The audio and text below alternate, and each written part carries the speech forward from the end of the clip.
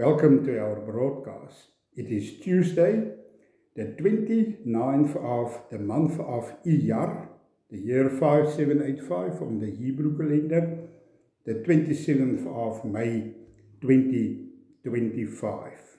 I am Joseph Francois Oberholzer from the Ministry of Reconciliation in South Africa. We are in the Western Cape in a little town called Villiersdorp in South Africa. We are still busy with studying the Gospels, the four Gospels, and today we will look at the Gospel according to Luke.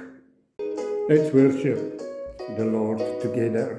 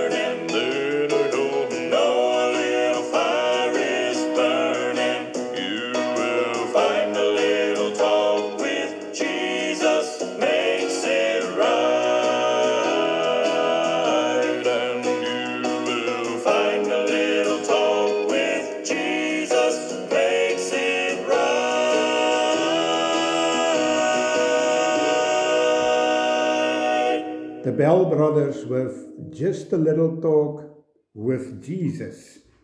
So let's talk to Jesus on the Gospel according to Luke, the author. The Gospel of Luke does not identify its author. From Luke 1, verse 1 through 4 and Acts 1, verse 1 through 3, it is clear that the same author wrote both Luke and Acts, addressing both the most excellent Theophilus, possibly a Roman dignitary. The tradition from the earliest days of the church has been that Luke, a physician and a close companion of the Apostle Paul, wrote both Luke and Acts, Colossians 4:14, 2 Timothy 4:11. This would make Luke the only Gentile to pen any books of Scripture. The Gospel of Luke, the date of writing. The Gospel of Luke was likely written between AD 58 and AD 65. The purpose of writing. As with the other two synoptic Gospels, Matthew and Mark, this book's purpose is to reveal the Lord Jesus Christ and all he began to do and to teach until the day he was taken up to heaven. Acts 1 verse 1 through 2. The Gospel of Luke is unique in that it is a meticulous history and orderly account, Luke 1:3, consistent with Luke's medical mind, often giving details the other accounts do not give. Luke's history of the life of the great physician emphasizes his ministry to and compassion for Gentiles, Samaritans, women, children, tax collectors, sinners, and others regarded as outcast in Israel. Some of the key verses in the Gospel according to Luke, Luke 2, 4 through 7.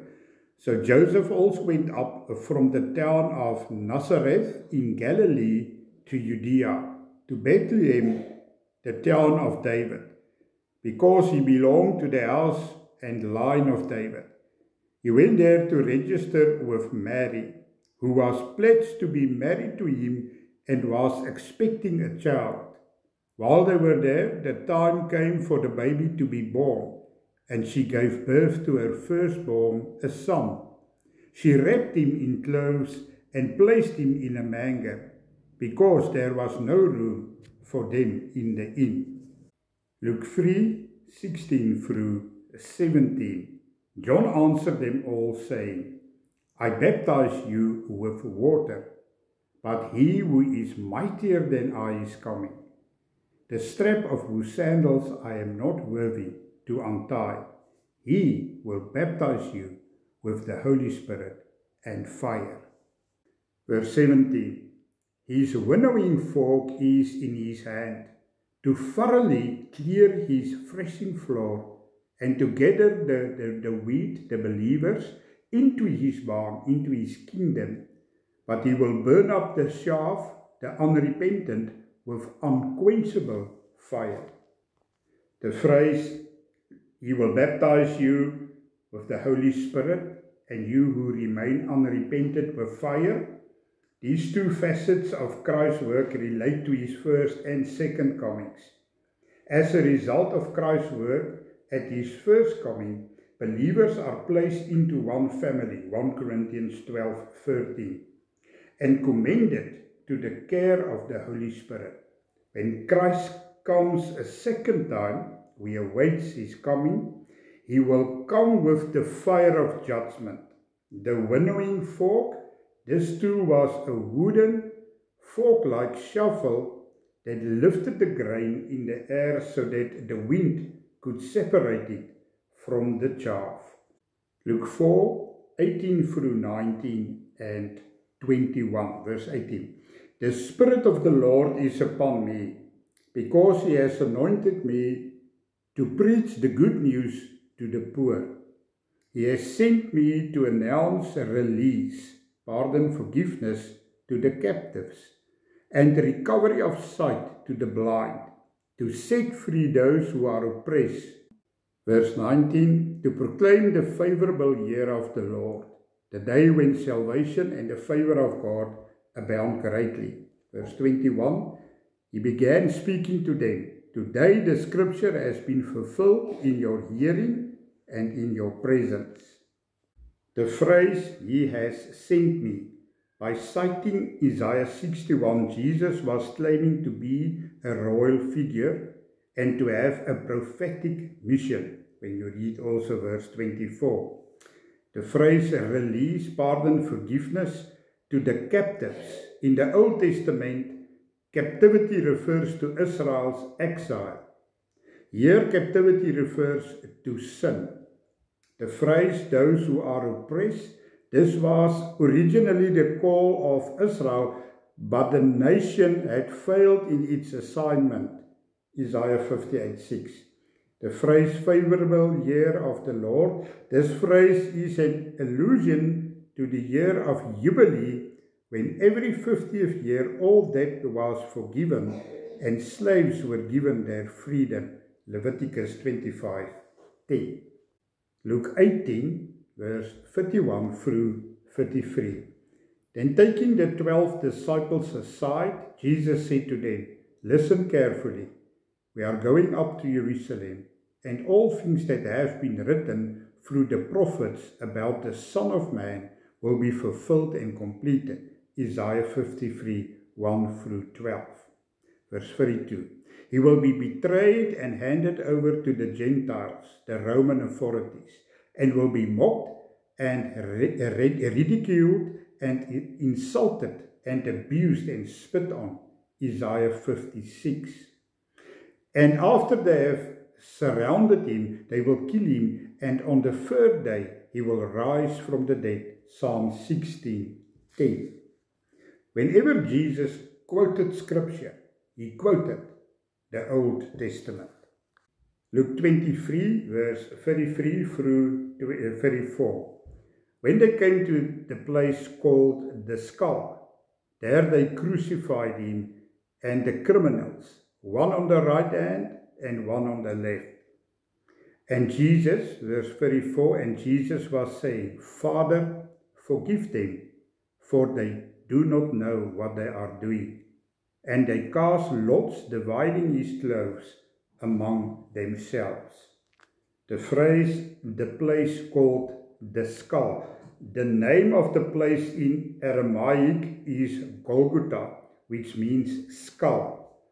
Calvary is the Latin name for Golgotha. Jesus, by saying, "Father, forgive them, for they do not know what they are doing," this is our only hope for salvation. Therefore, we need to repent of all our sin. Then God the Father forgive us, for we as well do not know what we are doing, but we have found favor in the eyes of God through the anointed Messiah, Jesus Christ, who was crucified and resurrected on the third day. Jesus is our only way to God our Father. Luke 24, verse 1 through 3. But on the first day of the week, at early dawn, the first day of the week is Sunday, not Monday. But on the first day of the week, at early dawn, the woman went to the tomb, bringing the spices which they had prepared to finish anointing the body of Christ. Verse 2.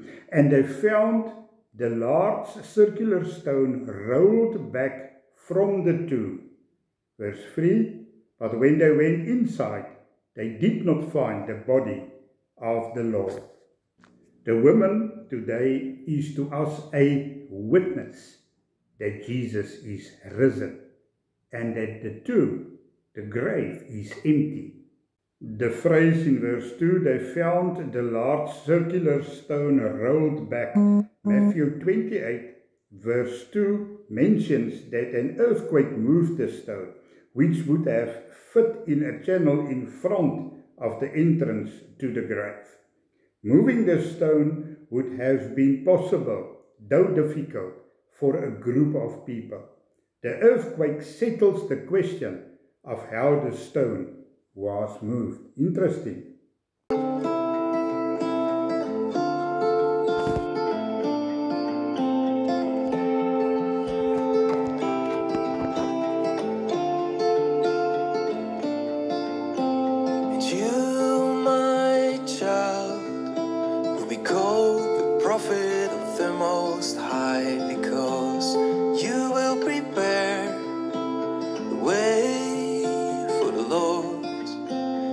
Tell his people how to find salvation through forgiveness of their sins, forgiveness of their sins.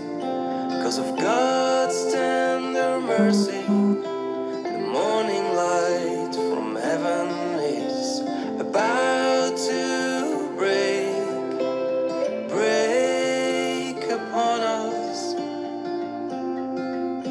give light to those who sit in darkness and in the shadow of death, and to guide us to the path of peace.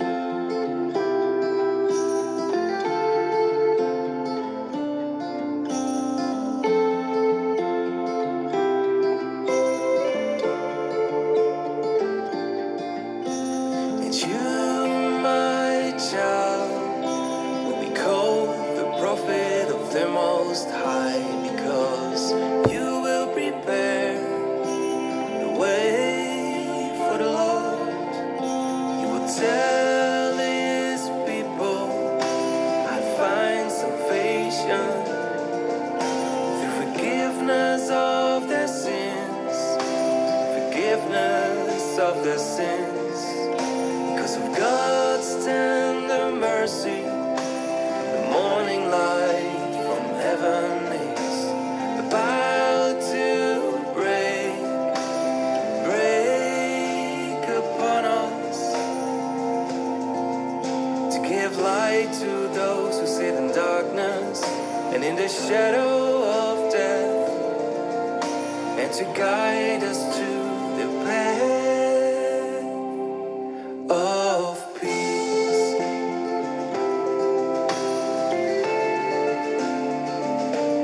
Path of peace.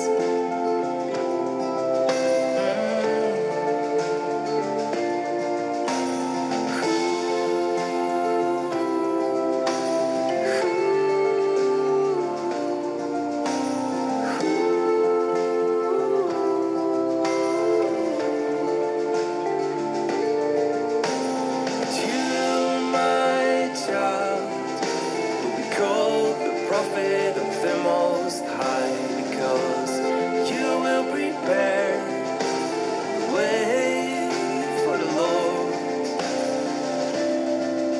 to give light to those who sit in darkness and in the shadow of death, and to guide us to the path of peace. Path of peace.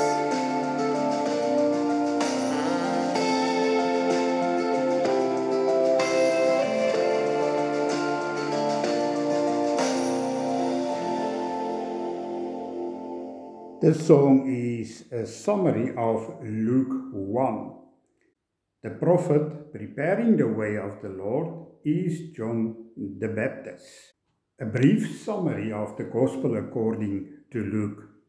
Called the most beautiful book ever written, the Gospel of Luke begins by telling us about Jesus' parents, the birth of his cousin John the Baptist, Mary and Joseph's journey to Bethlehem, where Jesus is born. Interesting, Bethlehem means bread basket, and Jesus refers to himself as the bread of life, and this is the message.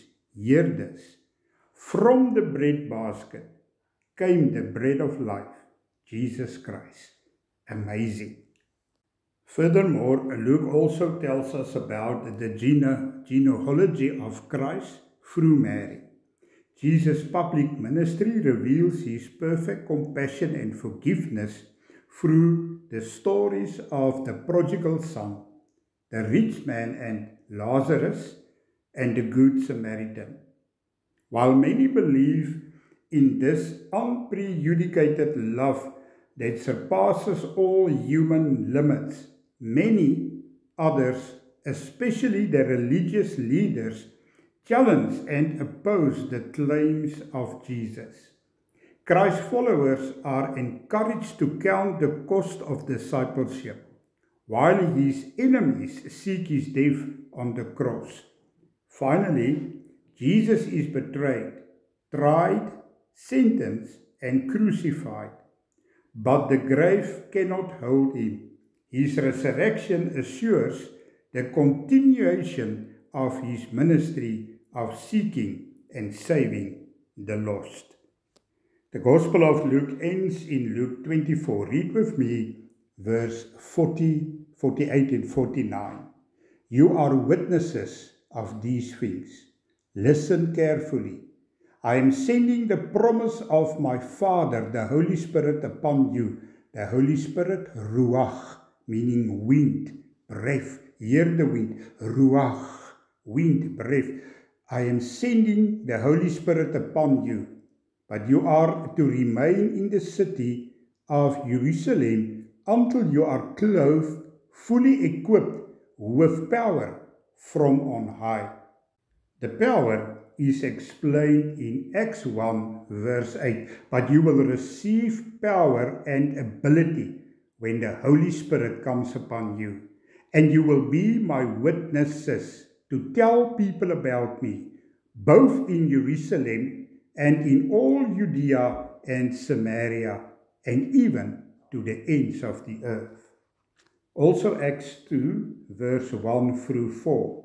When the day of Pentecost had come, they were all together in one place. Verse 2. And suddenly a sound came from heaven like a rushing violent wind. Holy Spirit, Ruach, wind, breath, like a rushing violent wind, and it filled the whole house where the apostles, where they were sitting. There appeared to them tongues resembling fire, which were being distributed among them, and they rested on each one of them as each person received the Holy Spirit. Ruach, wind, breath. Let the wind, the breath of Lord that is within you, lead you and guide you. Verse 4. And they were all filled, that is diffused throughout their being with the Holy Spirit, and began to speak in other tongues, different languages, as the Spirit was giving them the ability to speak out clearly and appropriately. Connections from the Gospel according to Luke. Since Luke was a Gentile, his references to the Old Testament are relatively few compared to those in Matthew's Gospel, and most of the Old Testament references are in the words spoken by Jesus rather than in Luke's narration. Jesus used the Old Testament to defend against Satan's attacks, answering him with, "It is written," Luke 4, 1 through 13. To identify himself as the promised Messiah, Luke 4:17 through 21, to remind the Pharisees of their inability to keep the law and their need of a Savior, Luke 10:25 through 28, Luke 18:18 through 27. We end with this, the practical application according to the Gospel of Luke. The Gospel of Luke gives us a beautiful portrait of our compassionate Savior. Jesus was not turned off by the poor and the needy. In fact, they were a primary focus of his ministry. Israel at the time of Jesus was a very class-conscious society. The weak and downtrodden were literally powerless to improve their lot in life, and were especially open to the message that the kingdom of God is near you, Luke 10:19. This is a message we must carry to those around us who desperately need to hear it. Even in comparatively wealthy countries, perhaps especially so, the spiritual need is dire. Christians must follow the example of Jesus and bring the good news of salvation to the spiritually poor and needy. The kingdom of God is near, and the time grows shorter every day. So be as it is written in the Gospel according to Luke. Yes, amen.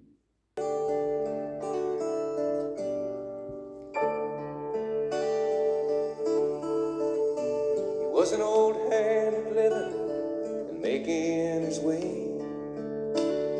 He smelled like old whiskey and he needed a shave.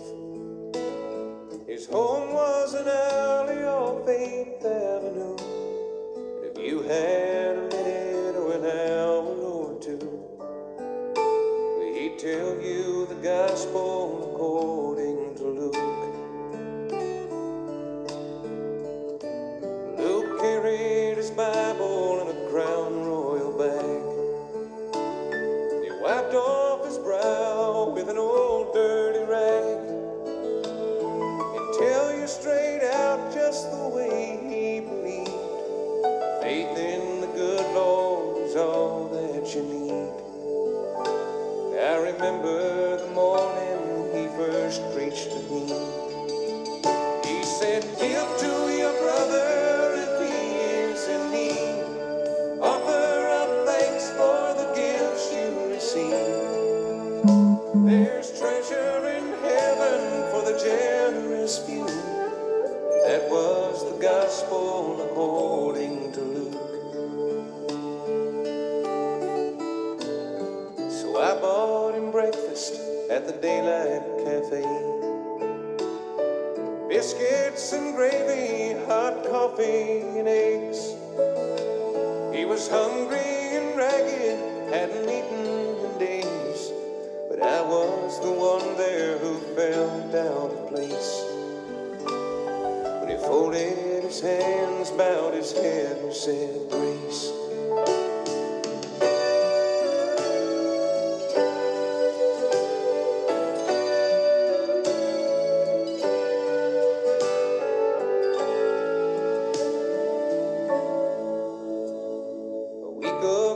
Wednesday I saw him again, downtown at the mission, surrounded by friends, handing out all the change he collected that week, saying you boys might need this a lot more than me. I try hard to practice the words that I preach. Give to your brother in need. Offer up thanks for the gifts you receive.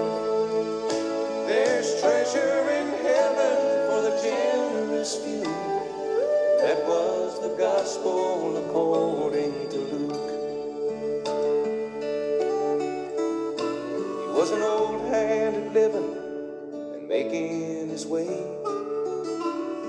He smelled like old whiskey and he needed a shave. His home was an alley off 8th Avenue. If you had a minute or an hour or two, he'd tell you the gospel according to Luke.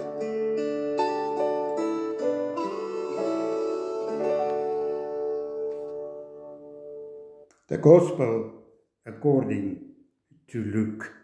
I hope you have enjoyed this broadcast as much as it is for me to bring the word, the gospel of our salvation to each one of you listening.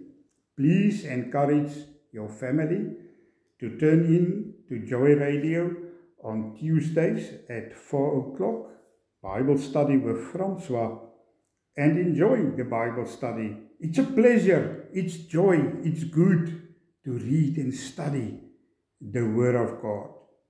Glory to God Almighty. I have prepared a booklet on the 4 Gospels, beginning with who created God. And then we look at the 4 Gospels, the Gospel of Matthew, Mark, Luke, and John.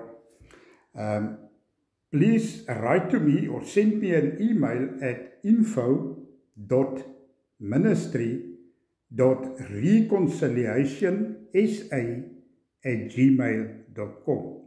I will mail this to you. It is for free. We do traveling ministry, so please phone me at 072 7586 742. We will book a date and I will gladly come to you and bring the gospel of Jesus to your congregation. Glory to God. This is all for today. Till next time, God bless. Yes, amen.